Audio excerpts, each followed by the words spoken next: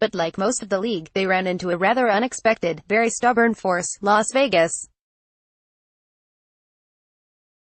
The Jets were second-place finishers in the cutthroat Central Division and, by extension, the NHL. A second-round series against the Predators was presumed by many to represent the conference finals, but those pesky Golden Knights not only eliminated the Jets but needed only 5 games to do so. It was a bitter pill to swallow for a franchise that helped re-energize a ravenous fanbase, captivating Manitoba through an entertaining and successful product. But the Jets made major strides this season, getting back to the playoffs and solidifying themselves as an NHL contender for years to come. It's why they should follow previously successful but not all the way successful teams like division rival Nashville just last season, or the Washington Capitals in 2017, and not overhaul their roster but augment.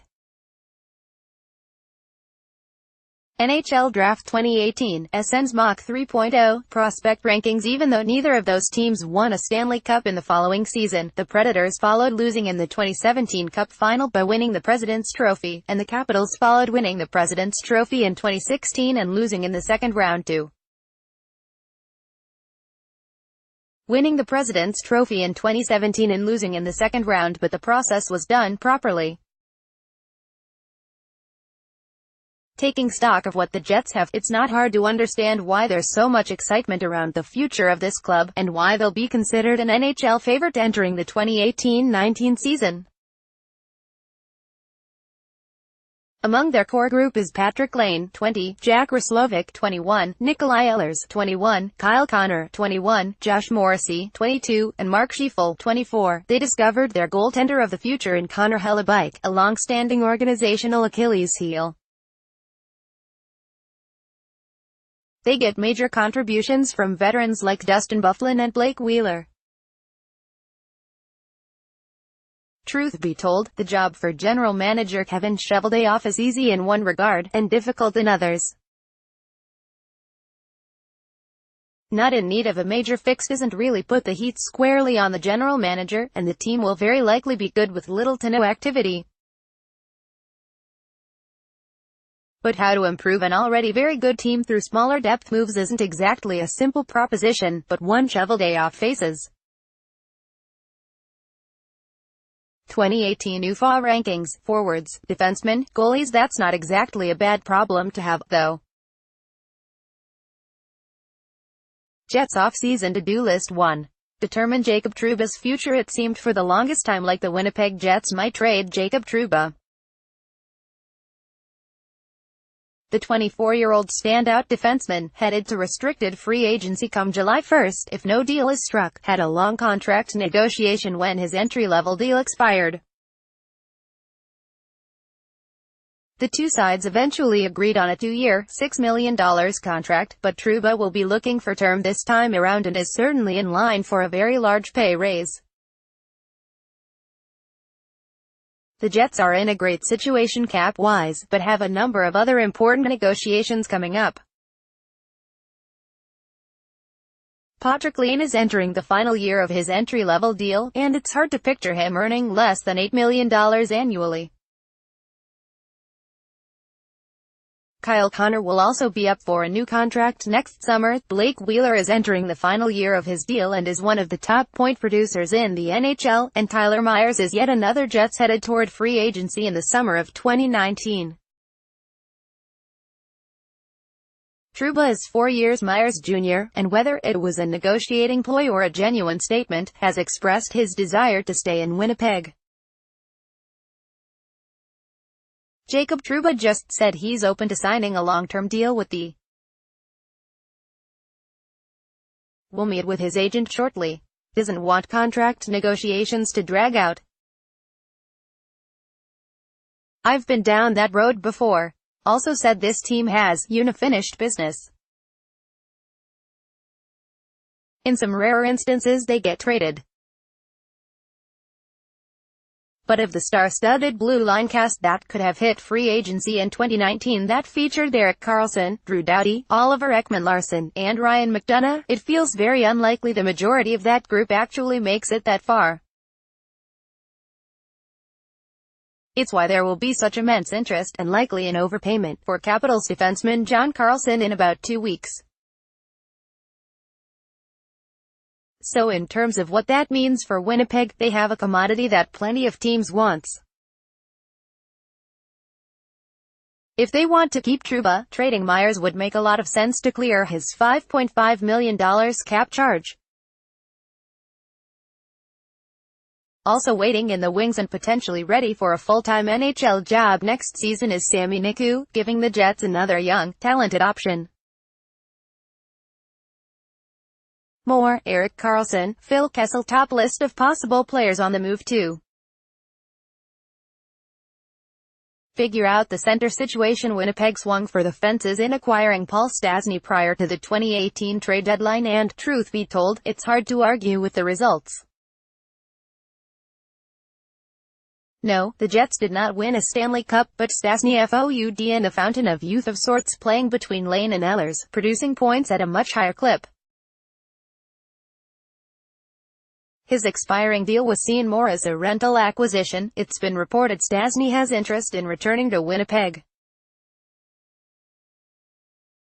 Of course, like all contract matters, it will likely come down to money. The Jets were a much better team with Stastny as the 2C. It gave Winnipeg the type of center depth you need to be successful in the NHL.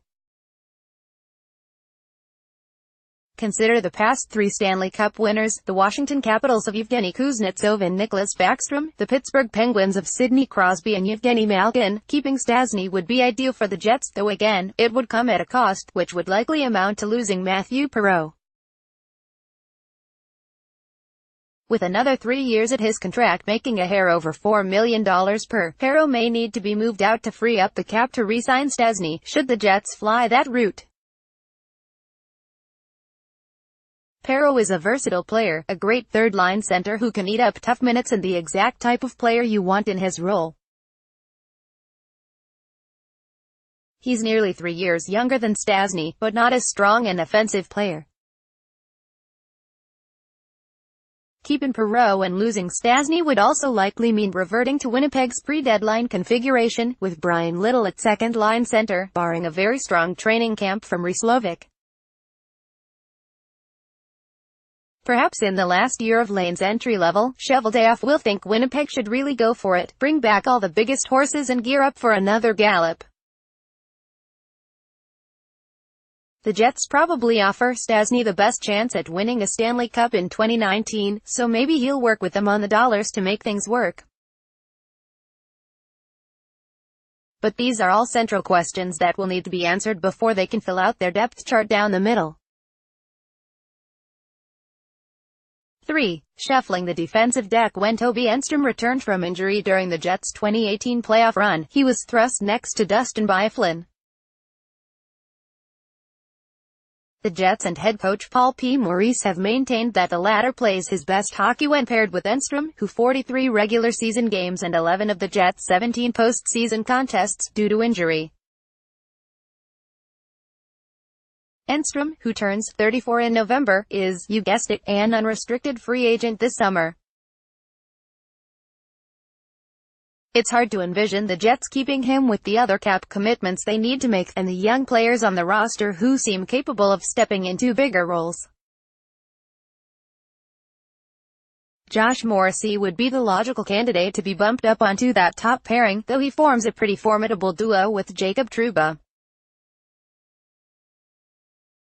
There's Dmitry Kulikov, one of the few bad contracts on the books for Winnipeg, who also was limited last season due to injury.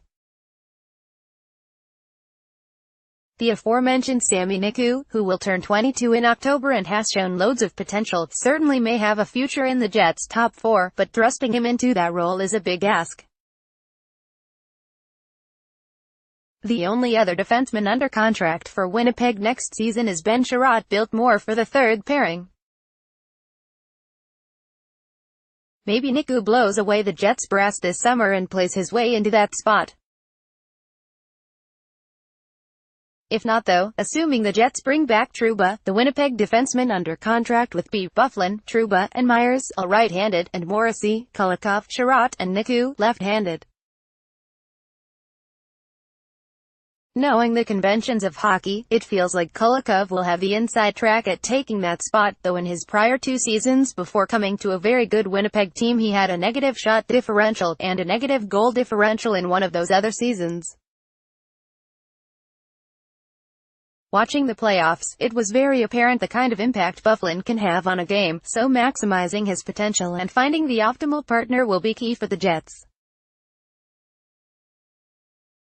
Jets 2018 Draft Preview Draft Picks, 60th overall, 91st overall, 150th overall, via Boston, 153rd overall, 184th overall, 215th overall. The Stastny trade coupled with the Jets' trip to the Western Conference Finals means Winnipeg won't pick until 60th overall. It comes just 2 years after Winnipeg picked 2nd overall and selected Patrick Lane, a pretty good indication of how far the franchise has come in such a short period. A few recent draft picks named above though figure to be featured in the Jets lineup come opening night, or at the very least should have a good chance at cracking the roster at some point in the regular season. Jack Roslovic appears the most NHL-ready, and appeared in 31 regular season games and 10 playoff games for Winnipeg this past season. His skating stands out, he's very sharp on his edges, difficult to contain along the walls. Sami Niku, whom the Jets grabbed in the 7th round in the 2015 draft, seems like a future NHL defenseman. He'll be 22 in October, certainly as good a time as any to feature him and see what he can do with a bit of a leash. Jets free agent, trade targets Kevin Hayes, Vladislav Nemestikov. Should the Jets end up losing Stastny, both of these Rangers would be good replacement options for 2C. Hayes is a pass-first player who could thrive playing between the likes of Lane and Ehlers. Nemestikov, though he didn't play as much center in Tampa Bay, thrived with high-skill players like Steven Stamkos and Nikita Kucherov, which maybe doesn't sound like such a tough job, but he proved he can play at a higher pace, an important trait for the Jets' second-line center. JAOS and Spezza. Maybe the Dallas Stars change their minds and buy out the final year of Spezza's contract, if and only if Spezza becomes available. Through that avenue, he'd be an easy buy low target for a team that can put him between 2 very skilled forwards. But this isn't a trade target, just a very specific situation-based option. Michael Grabner, very fast-scoring skater, joins very fast offensively gifted team. The story writes itself.